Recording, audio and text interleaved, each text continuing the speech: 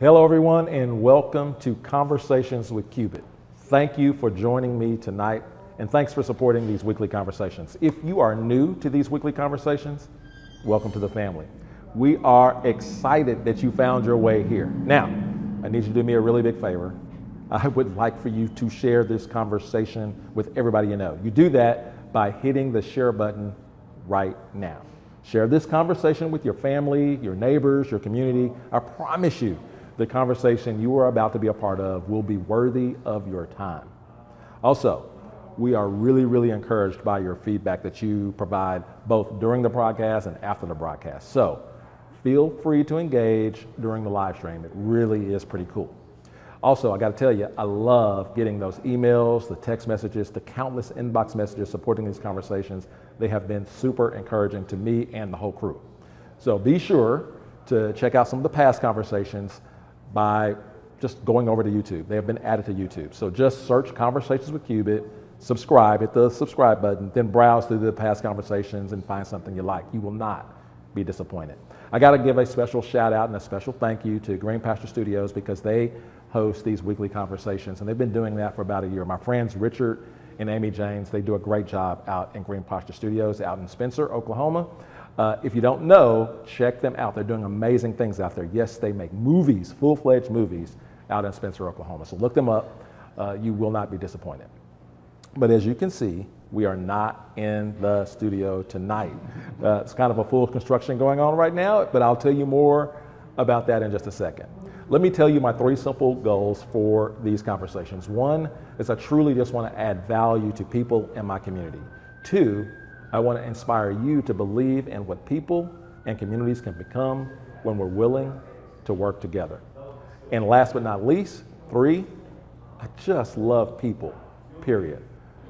No strings attached. All that means is I want you to be inspired. I want you to get useful information and resources, and I want to celebrate individuals, groups, and organizations who are making a positive impact on our community. Every single conversation will be about information, inspiration, and hope.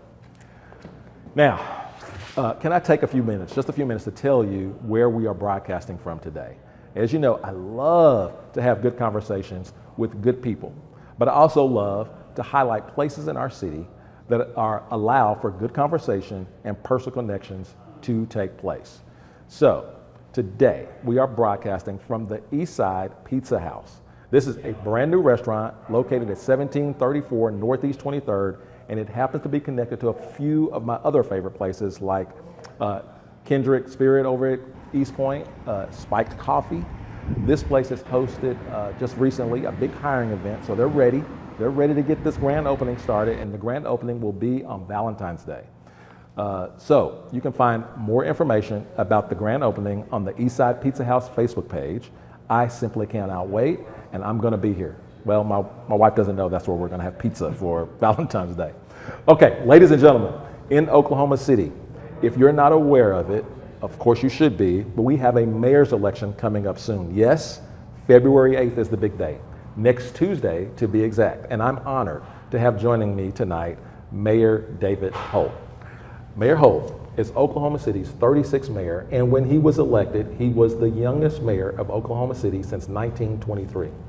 The first Native American mayor of Oklahoma City, and at the time of his election, the youngest U.S. mayor of a U.S. city with more than 500,000 residents.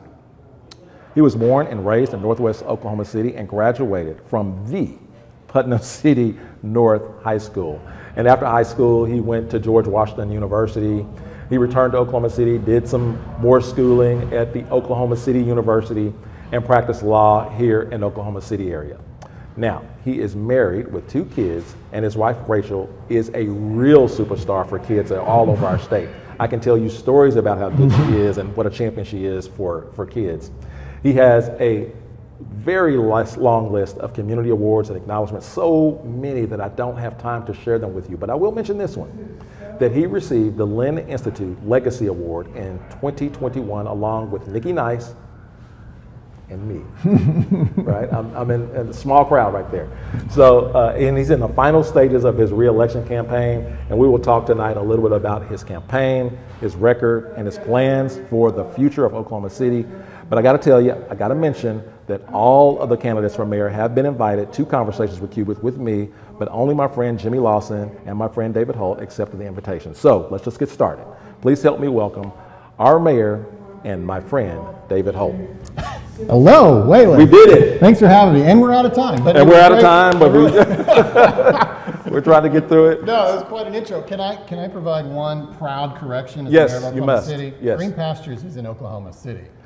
I mean, I get that it's kind of like feels like Spencer over there, That's but, right. but it is in Oklahoma City, and of course, as the mayor, I have to say that. And You want it. You want it to. I want it to be in Oklahoma It's a jewel. City. Yes, it's a jewel. It's awesome. It's a awesome. jewel. And the Janes are amazing. Yes. Right, and they're doing great work. What do you think about this place and our friend JB? So cool. So yeah, I mean, JB has obviously got so many different things going on. There's like 50 different ways He's to know everywhere. JB. We were just visiting with him a minute ago about this place, which is going to open here in a week or two, and he's been talking about it for years. I mean, I followed it so long. I remember when it was going to be hamburgers, but we've ended up with pizza, and I'm really super excited. He just showed us the menu. It looks fantastic. I love that we're honoring Clara Luper and Ralph Ellison, and I know there's going to be other homages to Northeast Oklahoma City all around. And of course, as you said, it's part of this amazing development, you know, the most significant development, commercial development along Northeast 23rd in a really long time.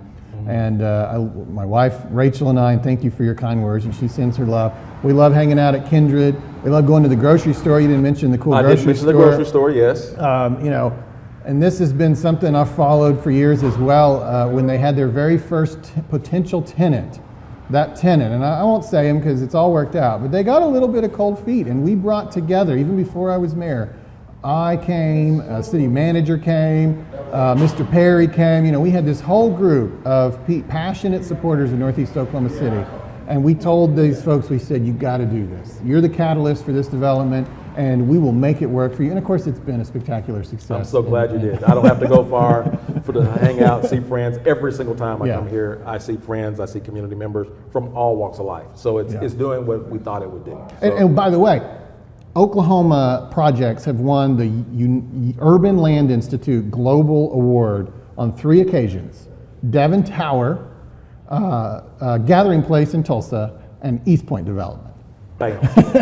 Bam. Yeah, those other two were like, you know, billion-dollar projects. This was a little less than that, but it had more heart than anything Diamond in the rough, done. right here. No, it's awesome. Okay, all right. So I know we're in the middle of a re-election campaign, and we're going to talk a lot about that. Sure. But for me, for a candidate, every candidate, I have 15 little questions that I can ask that helps me decide who this guy or this girl is. Yeah. So you ready for this? Rapid fire. Okay. It's really easy. You don't have to think. There's no numbers 15 to it. rapid fire questions. Rapid fire. You just answer one or the other. Okay. Okay, you ready? Okay. All right, here we go. Sounds stressful. If you had to choose, would it be snow skiing or water skiing? Water skiing. I don't really love the cold. Okay, all right. You're tall. That doesn't bode well for the next 2 days. Right. You're tall, so it makes me think basketball, indoor court or outdoor court? Oh, interesting. Probably indoor, yeah. Indoor? Yeah, but I mean, I don't have a strong preference. Okay, all right. If you were to spend just the next few hours with one of these heroes, okay, you can only pick one, Clara Luper, Thelma Parks. Well, I got to meet and know Thelma Parks, and I was very honored that she endorsed my original election for mayor. I wish that I had known Clara Luper, so I guess that would be the answer. There you go. If I could meet both of them, that would be fantastic. So. All right. T-shirt or button-up? Button up. Just because I don't think I look good in t-shirts. Okay. All right. Drive-through or dine-in? Ooh. I mean, it clearly depends on the place, but you know, probably dine in. Probably dine in. All right. But not if it's McDonald's. I'm a cop. I'm a cop, so I got to ask about this show. First 48 or CSI? Those are on television. It tells a lot about you, man. It tells a lot about you. Well, I'll tell you. Here's the real answer. I mean, I don't have time to watch any TV shows. Pick one. Pick one. I have no impression of either one. I don't know. You okay? I'm gonna pander to you. Okay. And think first 48 is what you want me to say. Bam. Yeah, there you go. Right. That's right. So you read the body language. Okay. All right. So we're eating barbecue. You ordered brisket. Is it going to be sliced or chopped? Chopped. Oh, that was easy. Truck or car? Car. Car? You know, America is the only country where people buy trucks that don't actually need them. Don't need them. All right. It's true story. Handshake or a hug? I mean, I like hugs, but also, you know, I want to be respectful of people's personal space. So if hug, a hug if I can, but a handshake is clearly the default. That tells that. See, I'm packing here. I'm unpacking this guy. There's a little bit, you know, like I might give you kind of both, though. You know, yeah. Right. That's depending on part of town. Okay. All right. Night owl or early bird? Oh, night owl. Yeah. Okay. Apple or Android? Apple. And like when you're writing a text and it turns green and you're like, oh, it's a shame we're not going to be that close. We're not going to be communicating much, buddy. Right. Coffee or tea? Coffee. Coffee. I didn't really drink coffee until about 3 years ago. Now I drink it like 'cause you're a night owl. 3 times a day. Yeah. Okay. So for can't you, imagine what changed 3 years ago. Yeah. For you, is it soda or is it pop? Soda, I think. Is soda for you? Or probably. You call it. Or Hey, honey, go Coke. get me. Probably call it Coke. Everything. Yeah. Even a 7-Up is a Coke. Yeah, hand me a right. Kleenex, hand me a Coke. Yeah, Right. exactly. All right. Friday, the movie Friday, or Boys in the Hood? You're laughing. Okay. No, I guess Friday. Yeah, I mean, Boys in the Hood's a little more intense. A little more intense. Okay. All right. I'm almost done. For you in Oklahoma, depending on where you're from, is it Broadway Extension or 235? Ooh. This is fascinating. I'm good at this. And you thought it was going to all be. I think it's Broadway Extension. It's Broadway Extension. I mean, I'm aware it's 235, and I've probably used that in some context, but I would probably just default to Broadway Extension. That's pretty good. But being a lifer, like I really think through why it's called Broadway Extension. You know, I bet people just use those words and they don't really think about it. I don't know why. It's an extension of Broadway, right? I mean, Broadway that runs downtown. Being the mayor, so you come with a little education. Extended it out. And so we just throw these words around and really thinking good, about their really meaning. good. Showers before bed or morning? Morning. Yeah. Wake up. Got to get right. Yeah. Okay. I don't get that dirty during the day. So when we're greeting people, you either going to give them a heads up, or a head down. What is the greeting? Is it a head up greeting or is it a head nod down? Okay. Which one is it? I've never thought about this before. That's why I didn't tell you. I think it relates to the type of relationship we have. Oh. If it's like an elder, you know, I think I would do a deferential head down. And if it's like you, and you're like, you know, it's my bro. That's very good. That's very good. Okay, so you passed the test. I know exactly what's happening. I know so much about you now. No, I've learned a lot about myself as well. Right, that's right. All right, re-election campaign. You are very, very popular around here, but that doesn't seem to be slowing your effort down into getting out your campaign message. Talk to me about your reason for seeking another term. It's a lot of hard work, busy schedule. I ask myself the same question sometimes. Yeah, right, exactly. Right, you know, people don't necessarily realize that the mayor of Oklahoma City only gets paid $24,000, and you kind of do this as a labor of love, and you got to have another job. So I mean, it's a tremendous time commitment. But I love Oklahoma City. It's where I was born and raised. I was really brought up as a professional adult into this whole civic life of the city. I was the mayor's chief of staff, you know, for 5 years before becoming a state senator. So when Mick, my predecessor, Mick Cornett, decided to run for governor, you know, it really felt like, I had been at every level of government. I'd worked in the White House, the U.S. Capitol, and the state capitol, and City Hall, and I could tell that this was the level of government that was most impactful. Our specific city government was very effective and had a great track record and was very visionary, and I felt like I was uniquely positioned with experience as an elected official and experience at City Hall to keep this renaissance going. And it truly has been a renaissance since the passage of maps in 1993. And what I saw though was like, I want to keep it going. That requires some of the same approaches, like, you know, let's do a maps 4, let's continue maps, you know. But at the same time, you can't just keep doing the same thing. You know, you have to change with the times. And I recognized as a little bit younger person, the youngest mayor in 100 years, as you said, that there were some things that we weren't anticipating yet, you know, that we needed to work on.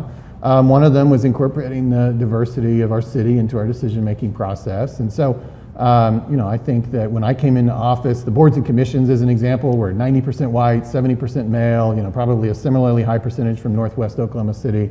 that we had a lot of work to do in that regard. Where are we at now? Where are we at now? I don't know. That's a great question. Yeah. But I can tell you, way different. Because every single time I have appointments, I work on that issue. And I can tell you with MAPS 4, where I had the chance to make all of the appointments, I did 54 recently for the subcommittees. It was 26% African American. It was 52% female. You know, it was, I mean, we really, again, have worked to make sure that the bodies that make decisions look like Oklahoma City. So all of that was on my mind originally, because I mean, you ask why are you running this time. To answer that question, I probably have to answer why I ran 4 years ago. That's right. You know? So, I mean, what first drew me to this was the opportunity to continue our city's renaissance, but to do it in a way that captured everybody into our city's story, which I think was necessary to continuing it. I just don't think we can. And so like the passage of MAPS 4 is a perfect distillation of how I think processes should work and how I think outcomes should look. And by that I mean that the outcome on MAPS 4 incorporated a much broader spectrum of worldviews than ever before, and no wonder that it got 72%, the highest percentage that a sales tax has ever gotten in this city, because it was something that was really written by the people of Oklahoma City. So here we are, it's 2022. We've also been through crazy external challenges, the pandemic, the most significant racial reckoning since the 1960s. We had a lot of crazy weather events. I hope we're not about to have another one.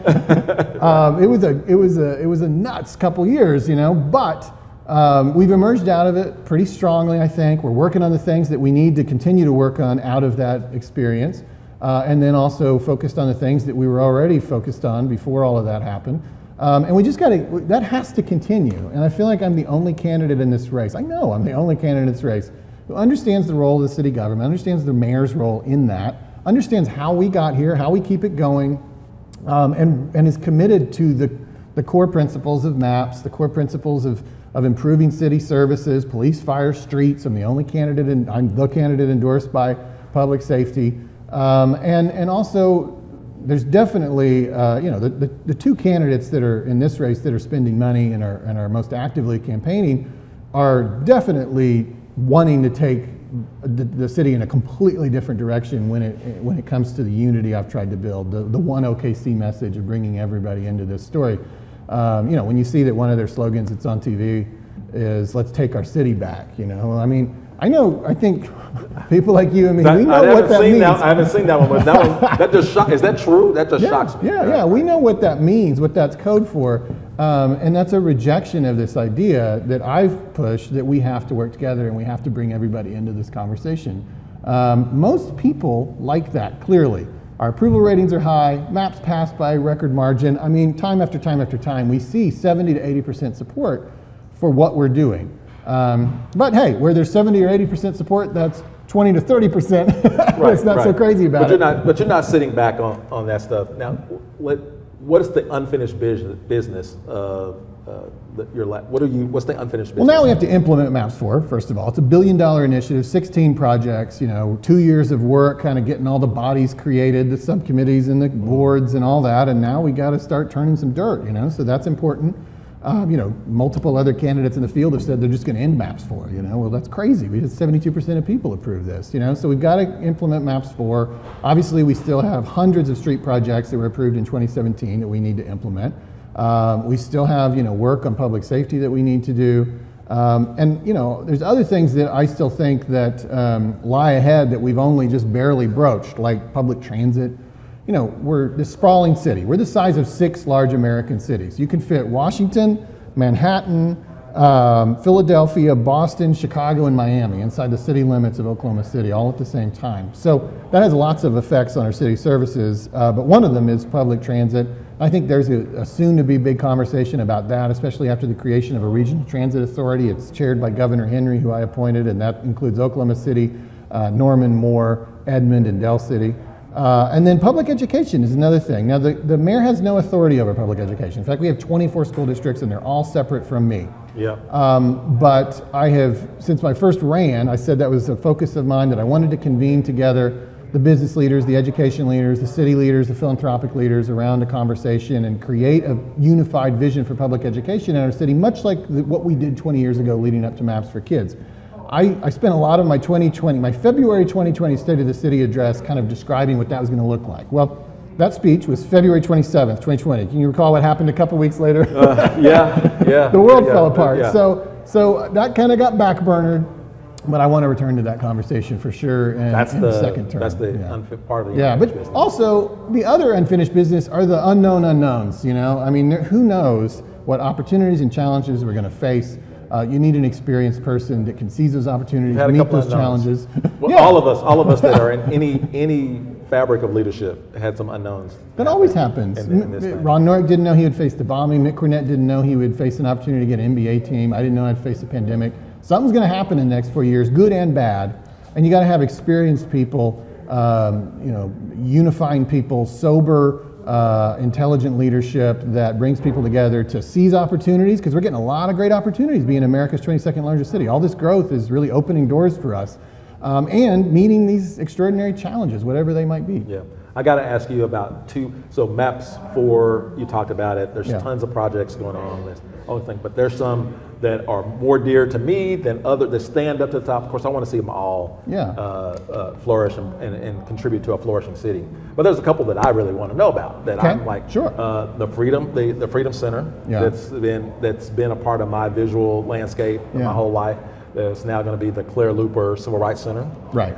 So I want to know. I'm ready to start turning dirt. I'm ready to start seeing some stuff. Like past, start building. That's the way I feel about it. Yeah. And then there is some parks, recreation, particularly one I got my eye on in Northeast. Over there that I spent a lot of time at. Yeah. But I'm ready to see some things for our kids. And I'm ready to see some brick and mortar over on Northeast Oklahoma City. Talk about that. When you break down the $1 billion in MAPS 4, there's clearly over $100 million that would physically be in Northeast Oklahoma City, and that's really unprecedented for a MAPS initiative. And it's led by the $25 million for the Claire Looper Civil Rights Center. So when I took office, I found that most white people in our community didn't know anything about Claire Looper or our city's civil rights movement, and certainly didn't know that the sit-ins that started in 1958 were the precursor to the national sit-in movement that was obviously a key tactic of the entire national civil rights movement. And it happened to be, a few months after I took office, was the 60th anniversary. So I kind of seized on that opportunity. I used our city resources to make a video telling the story, which got 50, 100,000 views. And obviously I attended and encouraged and participated in all of the recognitions that happened, and have continued to do so each August. So I've really tried to, and I think we've seen it happen pretty fast, a significant elevation of awareness about Claire Looper and the city's sit-in and civil rights movement. And what's the point of all that? For sure, there's some city pride. It's like, hey, let's let people know we were before Greensboro, But it's also about... We taught them how to do it. Yeah. But it's also about looking forward, learning lessons from that, and recognizing, common themes between the past and the present, and also recognizing, that even though, it's great to pat yourself on the back. I'm so glad that, that people don't have to fight for the right to eat at a lunch counter, but that doesn't mean that all the inequality in our city has been eliminated. It clearly hasn't. So all that to say that as we moved past that and into the MAPS 4 conversation, the proponents of the Freedom Center said, gosh, we have this vision. First, we want to restore the Freedom Center. This is the historic home of the NAACP at near Northeast 23rd and MLK. Building is not in great shape, so it needs to be restored. And then, but more expensively and more importantly, around it, we want to build this Claire Looper Civil Rights Center, really, high quality museum. A destination. Yeah, they don't like the word museum, and I avoid it, because it's supposed to be more forward-looking than that. But if that helps you kind of understand a little bit of what we're saying, that's some of the concept. There's definitely some history there, but it's supposed to be an active community place. I think as Marilyn Looper Hildreth would say, like, my mom would not want a museum. Right. And so it's not just that, but. So anyways, we ended up with $16 million for the capital side of it and $9 million for an endowment. I experimented with MAPS 4 to have some endowments in it so that you would have perpetual operating funds, because MAPS has always been a temporary tax and it's not great for the future. Right. So you can build this building, and I would have been concerned, well, what happens? Are they going to live off admissions? Museums, whatever, don't do well in that regard. They need to have some kind of nest egg. And so we've given them that. A $9 million endowment will spin off hundreds of thousands of dollars every year. They'll always have the lights on, no matter what. As it has evolved, they raised enough money privately to restore the Freedom Center. So now So now all the $25 million will go to everything around the Freedom Center, and private dollars will restore the Freedom Center. That was only ever a small part of it, really, $1 to $2 million. So anyway, it's very exciting. And in addition to that, as you alluded to, we're going to fix up every park in Northeast. We got some specific things going into specific areas, like the Northeast Rec Center. I think that might have been alluded to. And we expect, they haven't been cited yet, but I'd say there's a very strong probability that one of the youth centers will be in Northeast Oklahoma City. And of course, those are going to be fantastic, awesome facilities. You know, 10, 15, $20 million budgets, plus operating and maintenance too, and endowments there. And lots of great things. And the Henrietta B. Foster Small Business Center. I mean, I have to look at the list. I know all about all of it, but remembering off the top of my head can be difficult. But MAPS 4 is an unprecedented investment in Northeast Oklahoma City, and I was so excited. It was the night before, the morning of the actual kind of final announcement. Here's what's going to be in MAPS 4. Here's what's going to be considered by the voters. And getting to tell, Willa Johnson about it, I mean, that's what she said. She said, "This is what I've been waiting for my whole life. This list is amazing." So that's good. And now we got to get it done. Now. Got to get it done. So there's a couple quickly some things that when I said, "Hey, I'm sitting down to talk to to the mayor and say, ask him about this," and it was homelessness. It seems as though, in many people's eyes, our homeless situation, to a cop, I don't know if it seems like it's grown to me, because I've seen like I've dealt with homelessness for 20 years, but it seems like it's grown. Frame our current homelessness situation, and what are we going to do, or what are we doing about it? Yeah. Well, the first thing you got to do is bat down the urban myths. You know, it has probably grown a little bit, but not nearly like. For me, it didn't feel like. I mean, and you're more likely to know the truth than a lot of other people who have opinions about it. You know, so a lot of times people react to things they've seen on TV that are happening in other cities. You know, I mean, I deal with that all the time. You know, it's like, get off of cable news and come join me in the real world, right? So homelessness has not exploded in Oklahoma City, but it's probably on a slight incline, but it is everywhere. I mean, the pandemic was obviously a significant financial challenge to a lot of people. That's one urban myth to some extent. I would say the urban myth that I saw on Twitter. Not news. Okay. This is not news. Just on Twitter. That bus passes from the West Coast were passed out and sent people here. Because we're the best place for homeless people. Like, total nonsense, right? And you just have to ask anyone who works in the field, because you know what's interesting about homelessness is we have such a sophisticated service provider community. They document everybody that they come into contact with. They got a whole shared system. They have information on people, and they know that over 90% of the people experiencing homelessness in Oklahoma City are Oklahomans. Over 90%. And sometimes really that number is almost like 95, 96, 97%. No one is busing homeless here. That's actually, I mean, that, you know, what's funny is every city in America has the same urban myth. Every city in America thinks that people are busing homeless to their city. It's not, it's tantalizing because it seems to present an easy solution to the problem. Let's just bus them back, you know. No, but like, I even said, if I was on the West Coast and homeless, I would, and they were going to send me somewhere, I wouldn't go somewhere with a real winter like Oklahoma. Yes. So that's not happening. These are our friends and neighbors. These are Oklahomans. Now, they may come from other smaller communities in the state, you know, because obviously the city's going to be more hospitable, but they're not coming from other states. And look, the people experiencing homelessness in Oklahoma City, a few things you have to realize and accept. Many of them are experiencing substance abuse and mental health issues, or and potentially a combination of both. So their challenges, you know, their rational decision-making ability is not the same as yours and mine. And also, we don't have the power over people experiencing homelessness under the Constitution of the United States. Make them do stuff. Exactly, that a lot of people think, you know, I mean, it'll be, well, grab them, put them on a bus and ship them somewhere else, or arrest them and hold them, you know, for their crimes or whatever. But we're like, okay, well, there are people experiencing homelessness who commit crimes and they do get arrested, but in many cases the crimes that people identify to us are the smallest, the lowest level crimes, like litter, you know, and like trespassing. You're not going to McAllister for that, right? So you know, that's not a solution, and you certainly can't seize people's liberty just because they don't own a home. Like, that's clearly unconstitutional. And you also can't seize people's liberty and relocate them to another city, because that's clearly unconstitutional. This is America. It's a free country. I mean, that phrase actually has some meaning to it, you know? And so it gets back to, okay, if you can't do those things, if you don't have that leverage that you think you have, then how are you going to get people off the street? And you also have to accept that they've got these mental health and substance abuse challenges in many cases. Well, you need to have a lot of programming, and you need to have a lot of different options, and obviously you need to have truly affordable housing. You have to have all of those things, and you have to have lots of different options because different things are gonna meet them where they are. You know, things like curbside, things like a better way, places like Jesus House and City Rescue, the list goes on, and the great work of City Care and the Homeless Alliance, you know, there's so many. If you're not providing all those different options, you're just gonna have people continue to turn you down and live on the streets. And you know, people who work in that community will tell you, you gotta touch somebody like 60, 70 times before they will finally say yes and they will go into programming. So with all of that in mind, the city is definitely engaged on the issue. We just had a 2-year run of a task force led by Bob Ross and Sue Ann Arnall. It had like 40, 50 people on it, very inclusive. That report of that task force and its strategy for us moving forward is on okc.gov, and people can read it. And if you really care about this issue, I would suggest reading some things first, or talking to people like Dan Strom before you just, you know, keyboard warrior it. Right. And recognize how complicated the issue is, that serious people are having serious conversations about it. And the city is committing, you know, more than ever with, obviously, as a MAPS 4 project, $50 million commitment towards truly affordable housing.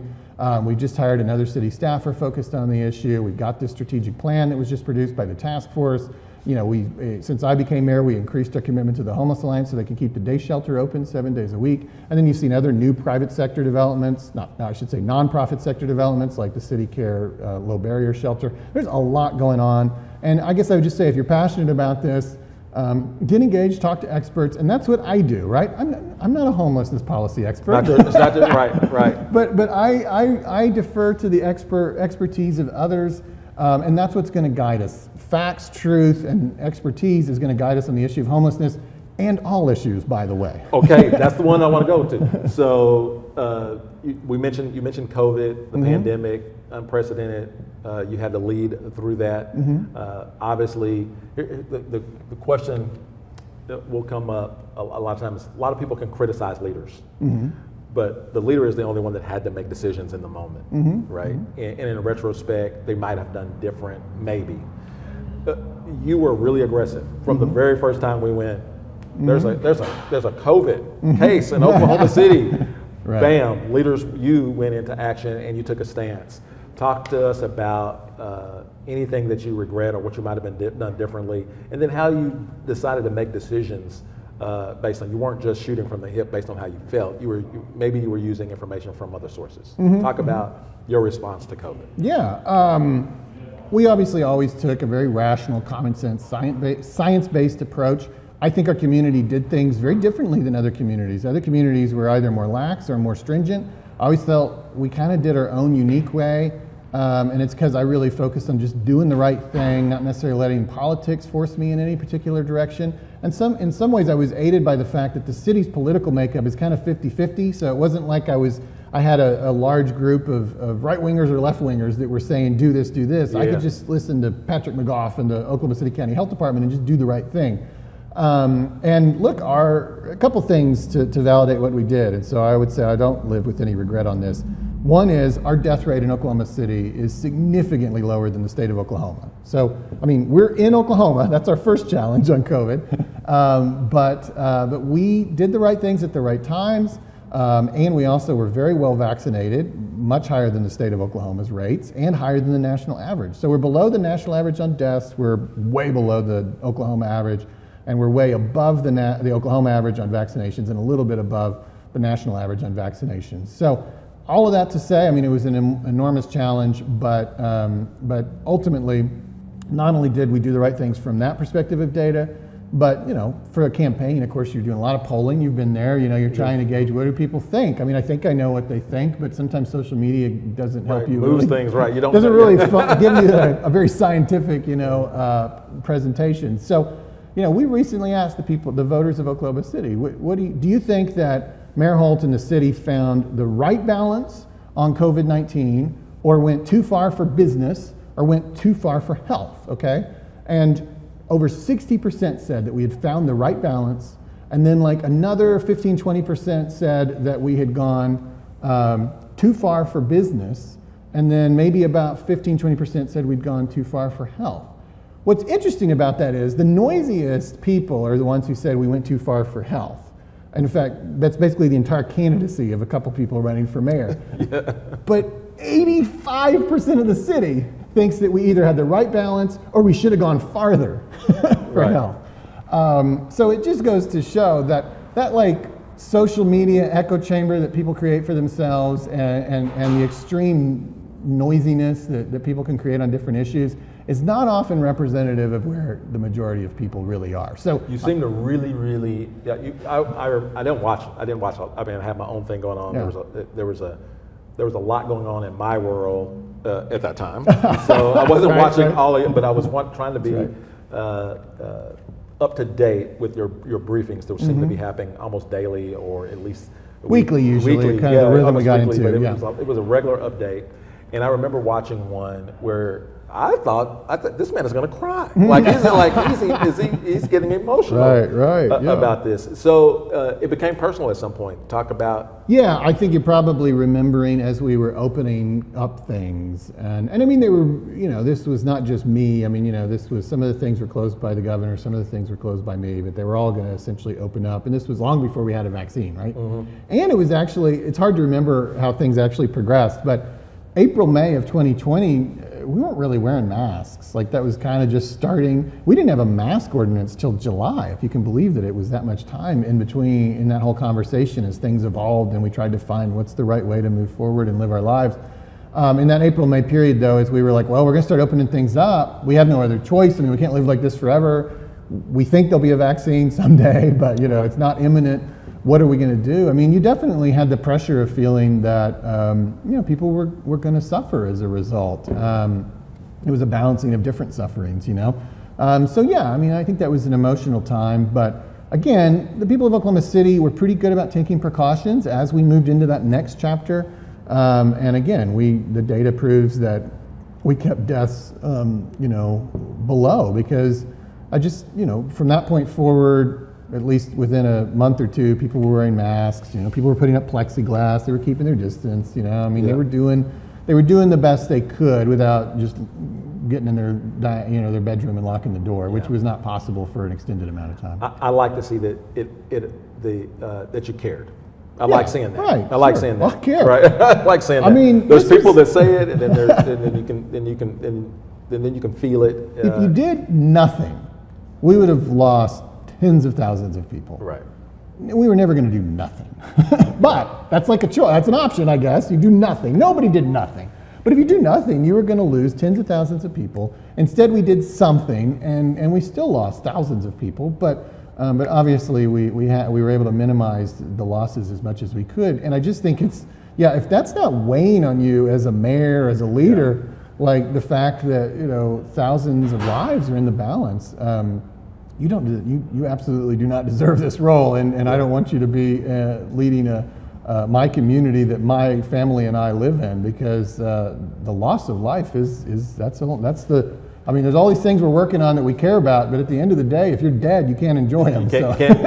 What good is a business if nobody's there to open it? That was the most important thing, and we took that seriously in this community. So during one of the things, talking about caring, one of the things as a leader, I was going through a campaign during this resurgence of a social justice movement with George Floyd, and I got heavily criticized, and I now hear the same thing of you for doing the same thing I did, which was go, as people gathered in protest, to go out and hear these people, to see them, to listen to them, to try to understand better what this was about, and how I might influence a response to address their concerns.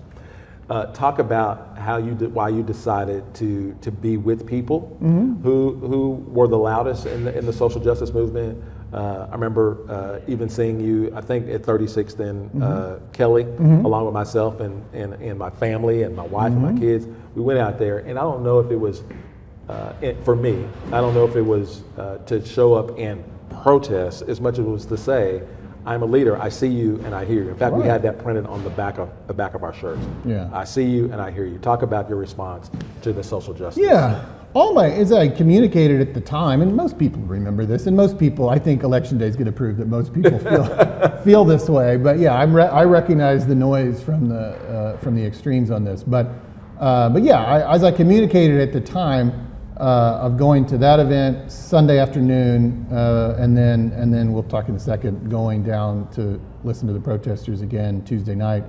It was about listening. I wasn't protesting anything. I'm the mayor. I mean, I'm the man, right? Like I can't protest myself. I'm not there to protest. I'm there to listen. And I said that very clearly at the time. And the bottom line is, if you're the mayor of Oklahoma City, you're the mayor of an extremely diverse community. 60% of our kids are non-white. We have long-standing and thriving African American population. We have a fast-growing Latino population. A Vietnamese population that came here as refugees in the 70s and 80s, Native Americans, and on. If you think it's not your job to listen to all of those communities, at least just listen and try to let their pain and their experiences influence a little bit of your worldview. You're not a leader, and you're a dictator. I mean, like you have to.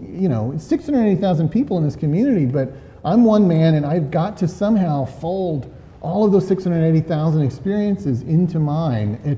And to do that, you got to start by listening. So I went down Sunday afternoon for sure, and then as you recall, maybe there was continued protests that night. Unfortunately, it got violent. That's inexcusable, and it happened. That was the second time in a row that it happened.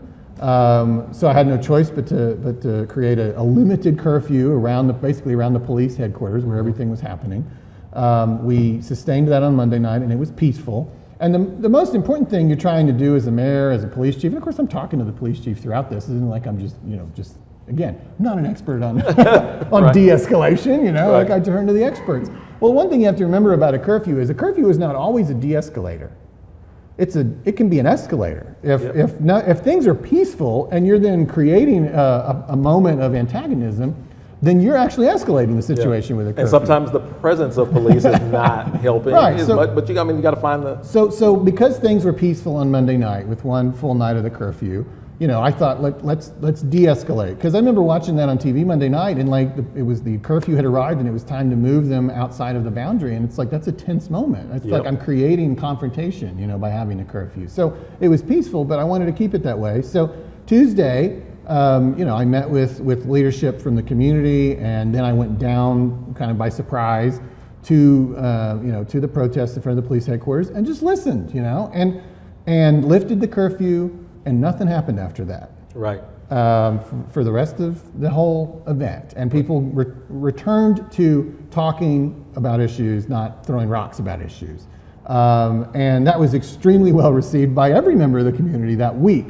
Now, obviously for opportunistic political reasons, some of my opponents try to take like little moments out of that everybody loved at the time, and try to make you forget that we saved the city from burning down that week, Right. and more importantly, we created a path forward for a productive conversation. Out of that came the Law Enforcement Policy Task Force. Out of that has come an enormous amount of diversity and inclusion efforts, not just at City Hall, but really across the whole city, across the corporate community. I think a lot of great stuff is happening. As I said at the time, this isn't going to take a week, because we got into this over the course of 400 years, so it's going to take some time. Wow. But it's intentional. What's happening is very intentional right now. Yeah, you mentioned the task force and all this stuff, and so there's all kinds of things attached to the social justice movement. Tons of things are happening, tons of cases, tons of events, some not even in our city, some not even in your area of influence or control or authority. But you get to speak about whatever you want to speak about. You get to influence culture because you have the platform as mayor. And any mayor, and lots of leaders have a platform, and you get to pick and choose. You can't champion or speak about everything. How does a leader of this size or city this size, how do you pick and choose what things you're going to champion or speak about even though they're not in your authority or control? Yeah, it's a challenge because, first of all, we live in a culture right now where especially like 40 and under, thinks that everybody has to have a public opinion on everything. You just follow Twitter, and if there's a tornado 1,000 miles away, like everybody's like thoughts and prayers. Like, who are you? Why do you think they care about what you think? I mean, it's nice, I guess, but it's just funny, like this burden and obligation that everybody feels to have an opinion on everything. That's kind of what social media has created, And so naturally they think that an elected official should have an opinion on everything. But the reality is, as you said, I mean, you just can't have an opinion on everything. I don't know that people fully appreciate, I'm the mayor of a $1 billion enterprise, 4,800 city employees. We got a lot going on, and you already sort of have, by inheritance or by choice, have kind of earned a role in dictating the economy and quality of life of our community. And those things where I've already chosen to sort of step out, whether it be, whether it be racial equality, whether it be the public education discussion. I mean, there's only so many of those you can have. So, but from the day I became mayor, especially on social media, it's, why aren't you talking about this? Why aren't you talking about this? I mean, it's always some little niche thing, How do you pick? Like, how do you pick? Yeah. Well, first of all, I mean, you have to focus first on the things that directly relate to the city, and sometimes that's, clearly city functions that we are actually in our budget or in our vision. Sometimes it's going to be things that are going to impact the city, like the bipartisan infrastructure bill in Congress. Okay, we're going to get money from that, so that's a part of a conversation. That's a conversation I should be a part of. I don't really think that I step out beyond things that don't really directly impact city government. And sometimes I recognize that frustrates people, but I don't know that they just have a different view of the role and maybe a different view of how deep the well of political capital is that a mayor has. I mean, you just can't talk about everything. There's not a role for you in every single thing. I live with I am at peace with the fact that sometimes disappoints people at all ends of the spectrum. But I would say that most of that pressure does come from sort of political extremes, and it seems to me that the 70 or 80% of people in the middle, and that's kind of where I live, are comfortable with the decisions I've made on what I have spoken on and what I haven't. Right. One of the big things, I'm reading a book right now that you were asked by Oprah herself to go on TV and speak about. By Oprah. Well, yes, and you're sitting down with me, so I gotta. So I was it's like you met Oprah. I did it. Cast. This book is cast. It has been heavy. I have to go slowly because it's so much to unpack in my brain. How does you've obviously read it? You spoke about it. How does it influence your leadership? Yeah.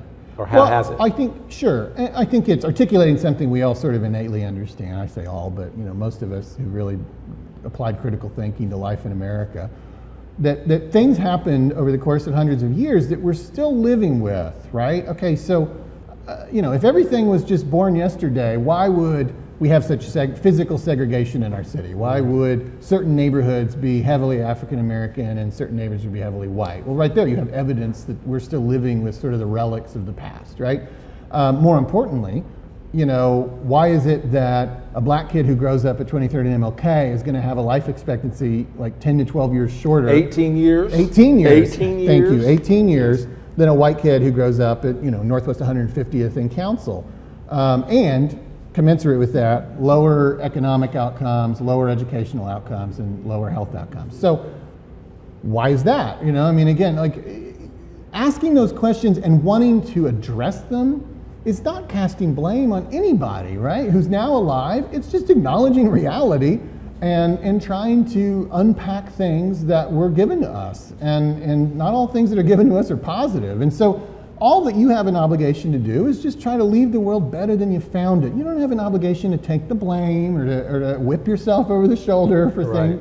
Nobody's asking that. That's unfortunately, that's where so much of this conversation, well, that's not my fault. I didn't own slaves. It's the stupidest thing I've ever heard. I'm like, we know you didn't own slaves, but you're a part of a system that you didn't create, and like everything in life, any decent human being should be trying to leave the world better than they found it. So we have found it with some inequalities. And America doesn't promise equal outcomes. I get that.